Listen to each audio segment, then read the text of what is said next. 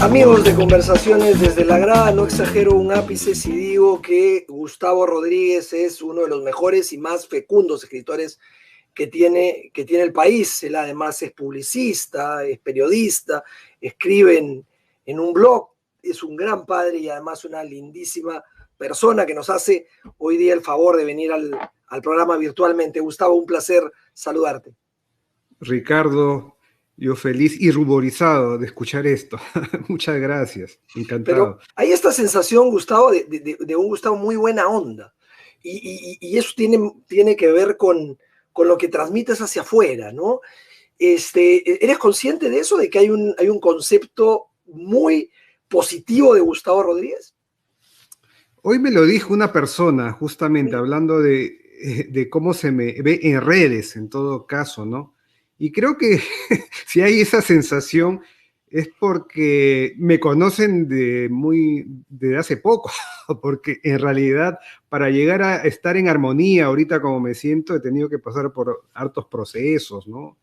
He tenido mis malas rachas, mis malos momentos en la vida, ¿no? Pero creo que ahora me siento contento con lo que tengo, con lo que he logrado y probablemente eso se nota. O sea, no le deseo mal a nadie, en realidad. Y hay también algo que tiene que ver, justamente lo mencionaste con esta exposición en redes, pero tú te has animado a compartir un poco más tu vida que otros escritores y que otras personas, pero lo has hecho de una manera inteligente, ¿no? Entonces no da la sensación de cliché o de pose, sino de autenticidad. Yo creo que mucho ha ayudado el hecho de aprender a reírme de mí mismo. Yo creo que esa es la base de todo lo que he hecho en las últimas décadas, o en la última década probablemente, ¿no? No tomarme tan en serio. Entonces, en la medida en que no me tomo tan en serio y trato de no ponerme en un pedestal, bueno, ya me resbala cualquier cosa que puedan decirme. O sea, si yo me arriesgo y me animo a burlarme de mí mismo o a mostrar mis vulnerabilidades, entonces, ¿a qué le puedo temer ya?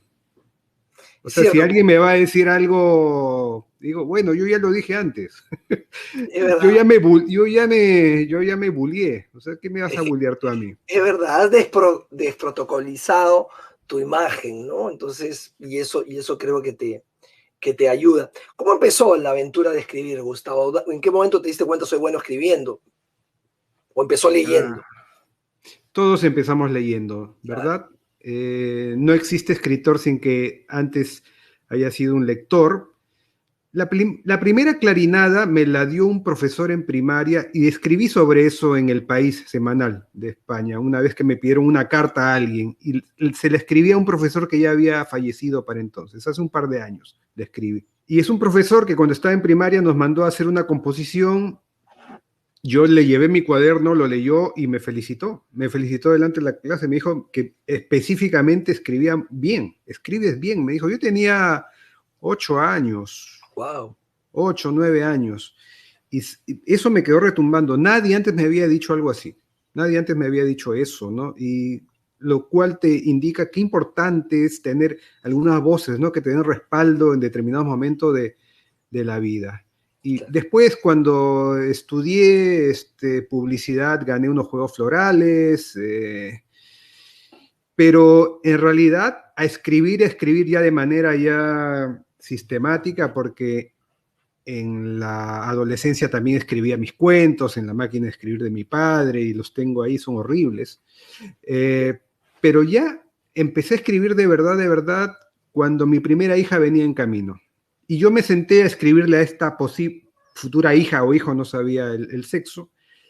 Empecé a escribirle un gran relato para que algún día leyera quién era su padre. Hemorragia le puse de título. Qué lindo. Y eso fue romper el dique. Una vez que escribí eso, ese texto que lo debo tener en algún lado, ya no paré más. Empecé a escribir cuentos y todo lo demás. No, decía Guillermo Arriaga que él empezó a escribir para gilear cuando era chiquito. O sea, se dio cuenta que eso le generaba justamente un refuerzo positivo, como en tu caso de parte de los profesores, y lo ponía en una situación preferente y las chicas se fijaban en él, ¿no? Y ese fue su móvil para seguir escribiendo. ¿Por qué más? Me dijo el Bueno, escritor. tiene toda la razón. Bueno, En mi caso es también es la herramienta de los tímidos también.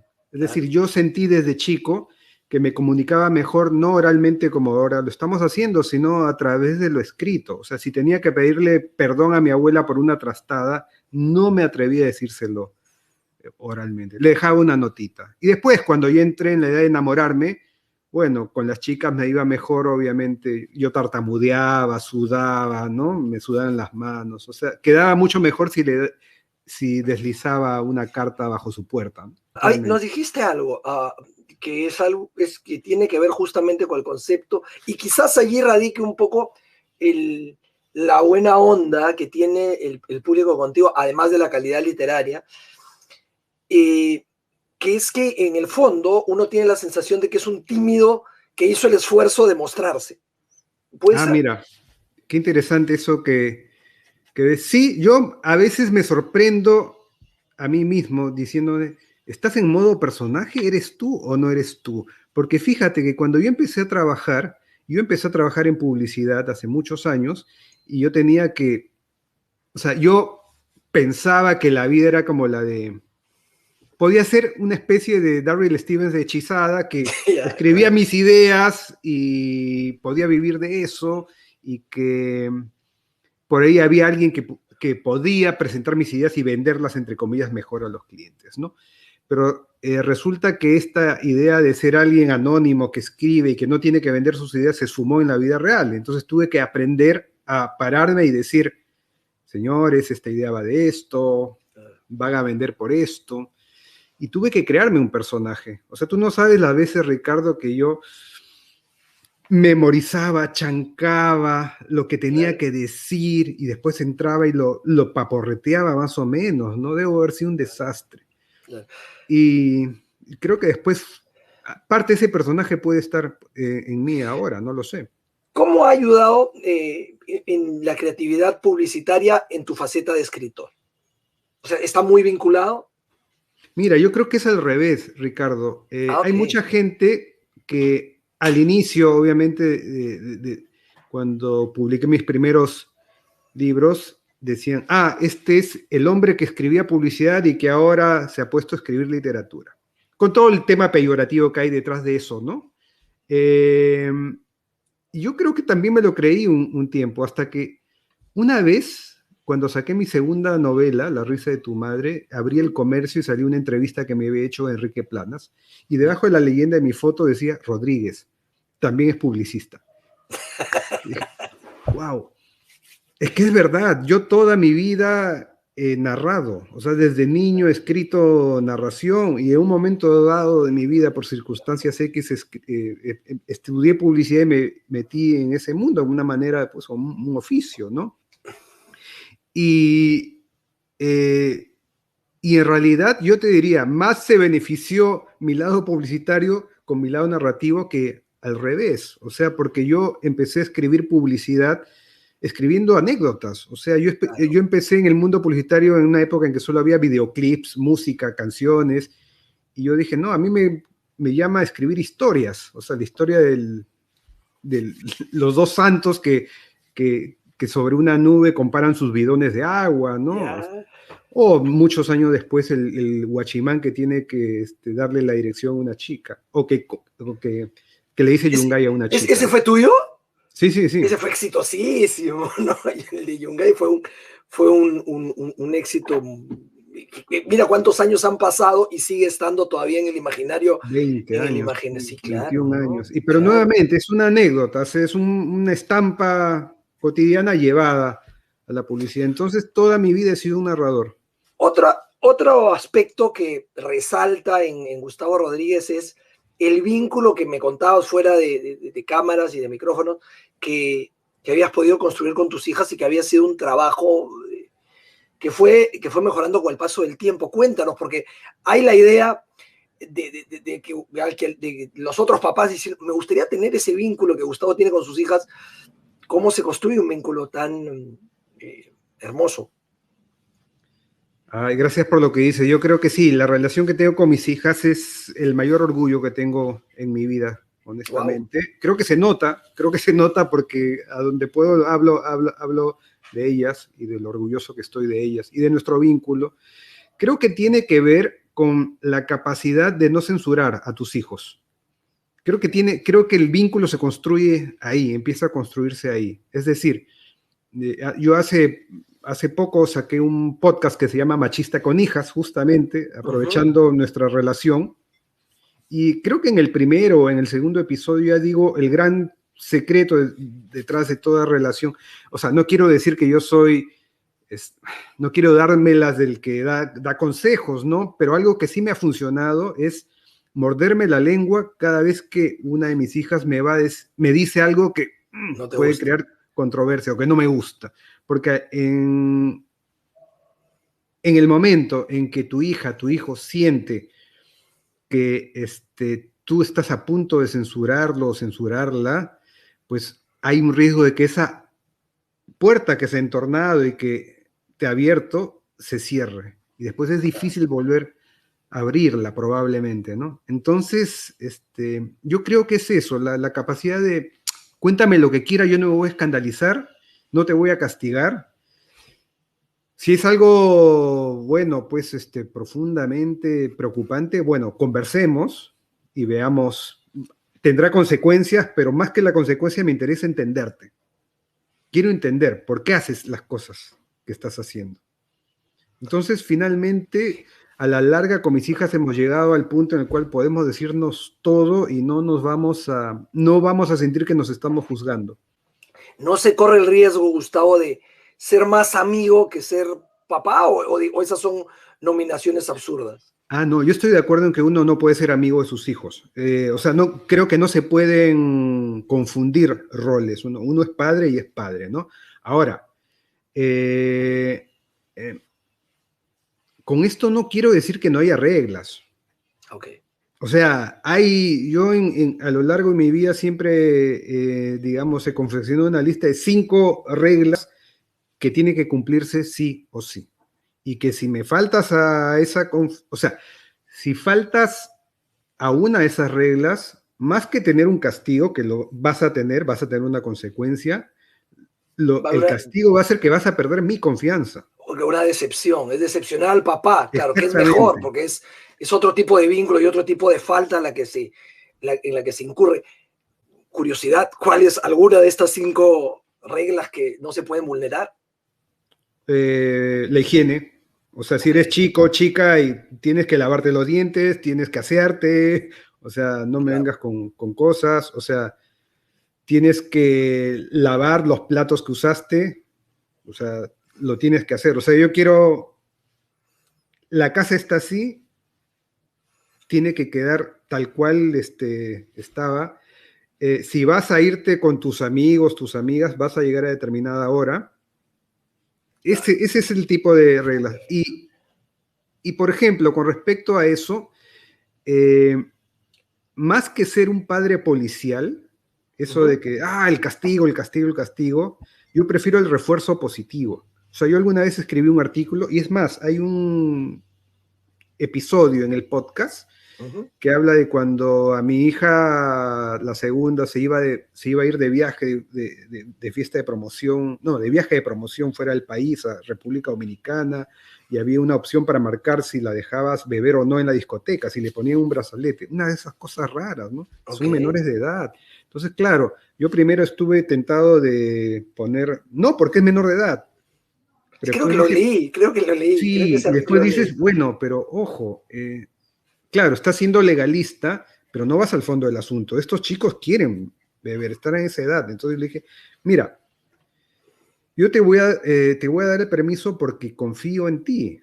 Es decir, pero apenas me entere de que ha habido problemas porque has bebido o porque te has emborrachado, vas a perder la confianza. O sea, preferí el esfuerzo positivo porque durante todo ese año se había portado bien. Si se ha portado bien y se lo prohíbo, ¿cuál es el refuerzo positivo que siga portándose bien? Sí lo leí, me acuerdo, Gustavo, porque claro, fue todo un debate en redes y claro, que estaba bien la posición de Gustavo o no. Decía el negro Fontana Rosa que él lo único que esperaba para sus hijos es que cuando se acercara, para su hijo, en realidad, cuando su hijo se acercara a una reunión, sus amigos sonrieran. Ahí viene y se alegraran. Eso es lo único que él esperaba para sus hijos. Y se me ocurre a ti diciendo algo parecido. ¿Qué esperas tú para tus hijos? Para tus hijas, en realidad. Yo espero que tengan armonía alrededor suyo.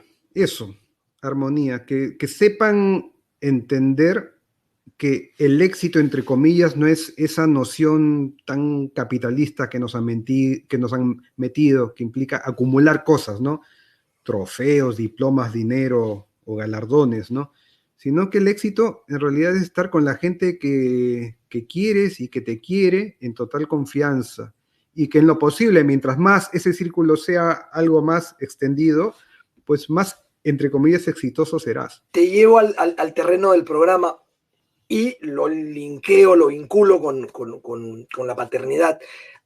¿El deporte ha sido de alguna manera obligatorio? ¿Las has incentivado a que hagan deporte a tus hijas? No, la verdad, lamentablemente, Ricardo, a mí no me gustan los clichés, pero tengo que confesar que yo abono a ese arquetipo del escritor que no es deportista, ¿no? Que es un cliché sonso, ¿no? Porque hay escritores, pues, que han sido deportistas. Tienes a Murakami, que es maratonista. Claro. Aquí en Perú tienes a Enrique Prohaska, que es un escalador de nivel mundial, ¿no? Pero caramba, yo lamentablemente de niño no fui deportista. Era afanoso en el fútbol, en el fulbito, pero era malo. No me tenía confianza corporalmente. La verdad es eso. O sea, psicológicamente tuve una tara y nunca desarrollé eso. ¿Jugabas en alguna posición específica? ¿No? Defensa, sí, pero era terrible. O sea, y además a mí me pasaba una cosa, esta no se la he dicho a nadie. Yo en el barrio jugaba más o menos. Defensa mediocampo, líbero había en esa época, ¿no? La posición en los 70s, ¿no? Yo jugaba en esa posición y me defendía. No era un capo, no era un trompe, pero no hacía ridículo. Iba bien, pero en el colegio algo pasaba, o sea, me cambiabas de entorno y me paralizaba, era torpísimo. Miedo escénico, ¿no? El hecho de tratar de rendir, sí. Claro.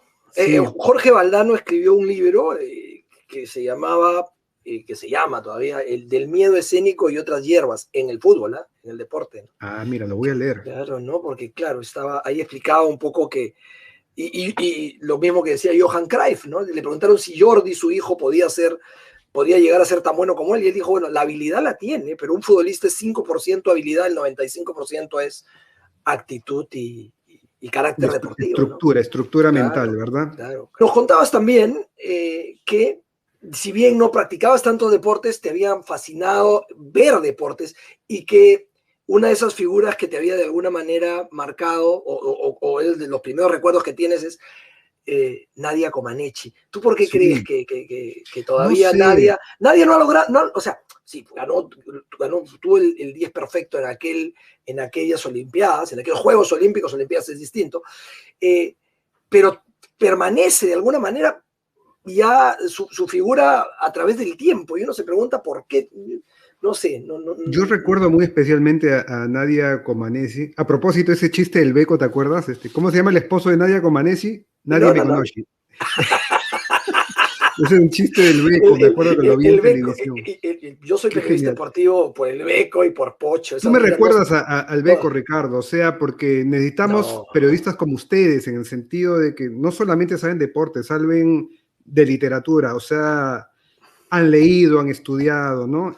Te declaro mi amigo eterno para todas. Te declaro mi amigo eterno a partir de ahora. Claro, o sea, tú tienes idea de lo que significa para mí que me digas una cosa así. Yo soy el uñero del Beco, de verdad, pero bueno, me alegra muchísimo, por supuesto, que la gente recuerde al Beco, porque, no sé, tenía humor, contextualizaba la noticia deportiva, pero se notaba que era un lector, sí, claro. Y eso es importantísimo cuando das la cara a un medio de información. Pero volviendo a Nadia Comaneci, yo la recuerdo muy vívidamente porque yo tenía 8 años en esos Juegos Olímpicos en Montreal. Estábamos en un viaje de Trujillo a Piura, me acuerdo, y en Piura fue que vi a esta chiquita de 14 años hacer ese 10 perfecto. Yo no tenía idea del exactamente qué era lo que estaba pasando en esas barras asimétricas. Creo que fueron las asimétricas, ¿no? Sí. Pero la locución, el 1.0, yo sabía que algo grande estaba pasando. O sea, intuía que algo grande estaba pasando en ese momento. Yo creo que con los años he ido echándole capa tras capa tras capa a ese momento que viví. Y si se la recuerda a Nadia Comaneci hasta ahora es porque rompió una barrera. O sea, uno siempre recuerda al primero que rompe una barrera, ¿no? El zapato de Louis Armstrong, de Armstrong en la luna, de Neil Armstrong en la luna, Nadia Comaneci. Nadia, digamos que fue una de las primeras figuras deportivas que iluminaron tu infancia. ¿Y qué otros ídolos? ¿A quién podrías considerar tu ídolo de infancia? Mira, para mí el gran ídolo de todos los tiempos es Mohamed Ali. Sí, estamos de acuerdo. O sea, para mí es eso, porque Ali, más que el gran deportista que fue, el gran revolucionario, peso pesado que podía moverse con una ligereza, ¿no? Era en sí mismo un inspirador, ¿no? Un inspirador, un provocador, alguien que, un líder, finalmente, más allá del deporte. O sea, es el único deportista que yo he visto que haya noqueado a Superman, ¿no? Claro, en la tira cómica, de verdad. Claro. No, además es paradojal la figura de Ali, porque no es, si uno analiza quién fue el mejor boxeador de todos los tiempos, probablemente Ali está entre los 5 primeros, pero no fue el mejor quizás haya sido Sugar Ray. No, claro. No solo estadísticamente, sino hay quienes, o sea, técnicamente, sí, es verdad. Claro, Sugar Ray Robinson, por ejemplo, sí, ha estado por encima de él, pero Ali termina excede los linderos del boxeo, inclusive del deporte, y se convierte para mí también, Gustavo, en el mejor deportista, entre comillas, de todos los tiempos, ¿no? Porque claro, él de alguna manera fue publicista, tuvo de psicología, fue irónico, enseñó en cuanto a marketing, o sea, Ali abarcó muchísimo más de lo que rompió esquemas, ayudó a su pueblo, ayudó a la gente a tomar conciencia de sus limitaciones, abogó por la igualdad racial. Lo de Ali ha sido absolutamente inconmensurable, ¿no? Sí, excede totalmente al deporte, pero siendo extraordinario en el deporte, ¿no? Y eso es lo que finalmente hace la diferencia con Maradona, por ejemplo, también en el fútbol, ¿no? Es decir, siendo Maradona, o sea, siempre va a haber la polémica, si Messi, Maradona, es imposible, claro. Es imposible, pues, llegar a un consenso con ello.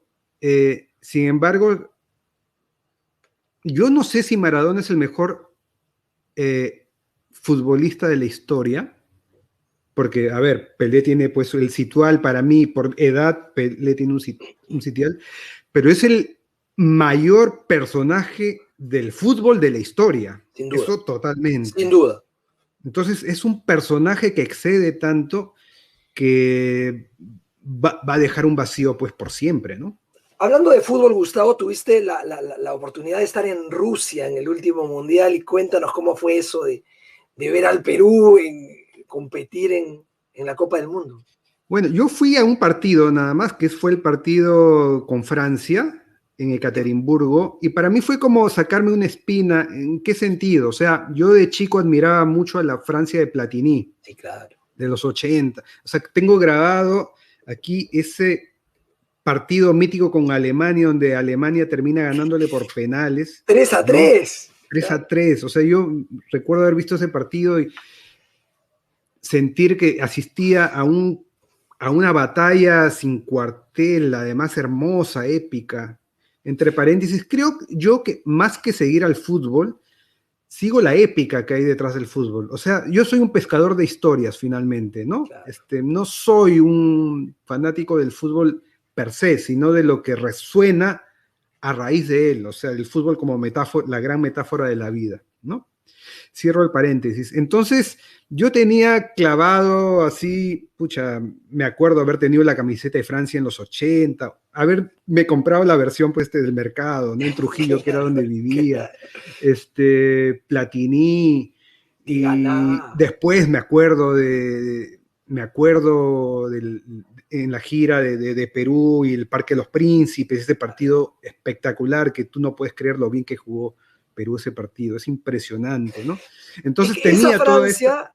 Francia, Gustavo, pierde, es 3-3 ese partido en semifinales con Alemania, y lo iba ganando 3-1 en el tiempo suplementario, increíble, pero después en el 84 son campeones de Europa, o sea, tienen su Exactamente. revancha con Platini, No, mete 9 goles en un torneo, Platini, es sí, una cosa sí, increíble, ¿no?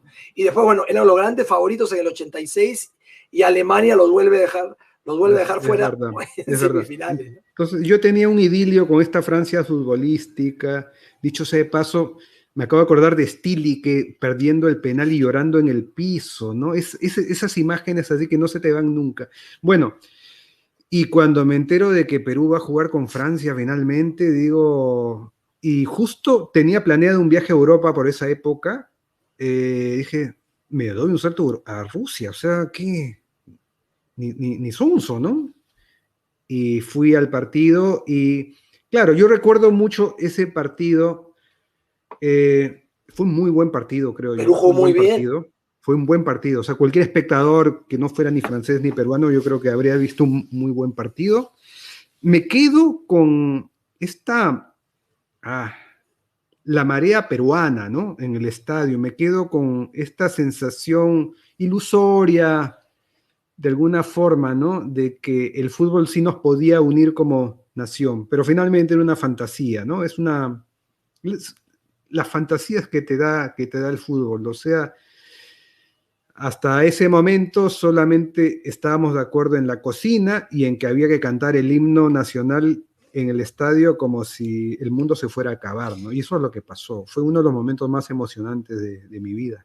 Me parece, corrígeme, Gustavo, si me equivoco, ¿alguna vez escribiste algo sobre Juan Diego Flores? ¿No te gusta la música clásica o no escribiste nada sobre Juan Diego y Sí, estoy... sí, es verdad.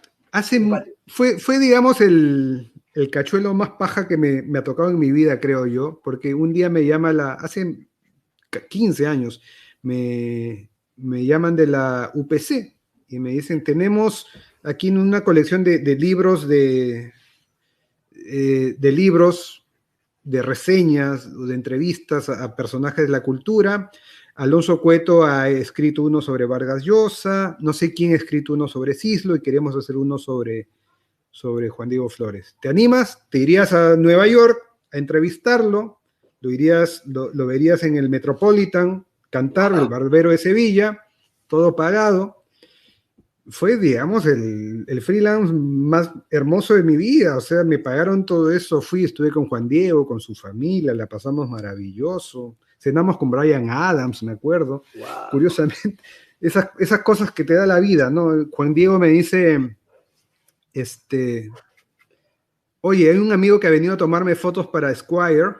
No sé si era Esquire o GQ, una de esas dos revistas. Y bueno, después vamos a tomar unas pizzas, ¿vienes? Vamos. ¿Quién era su amigo? Era Bryan Adams, que es un excelente fotógrafo. No tenía idea. Es un excelente ¿Te fotógrafo. gusta su música, la música de Bryan Adams? No necesariamente, no sé si se lo hice saber, pero hay una canción de él que sí me parece un himno y que a mí me gusta mucho, que es El Verano del 69. Esa canción a mí sí me gusta mucho, ¿no? No es que sea mi tipo de música, pero caramba, o sea, siempre es interesante, ¿no? Conocer a estas superestrellas, ¿no? Y Juan Diego cantando, te gusta la ópera, te gusta Mucho. la música? Sí. Sí, me gusta la música clásica. No soy un gran entendido, pero me gusta mucho. O sea, sí, tengo un conocimiento promedio, digamos, ¿no? Sí, pero sí me gusta. ¿Cuán importantes, cuán vitales son el deporte y el arte para que un país crezca? Uy, son vitales y lo malo es que no nos damos cuenta, ¿no? Es como si nuestra tecnocracia estuviera muy ligada a lo funcional en vez de hablar de lo humano, ¿no? Lo que es lo humanístico, ¿no?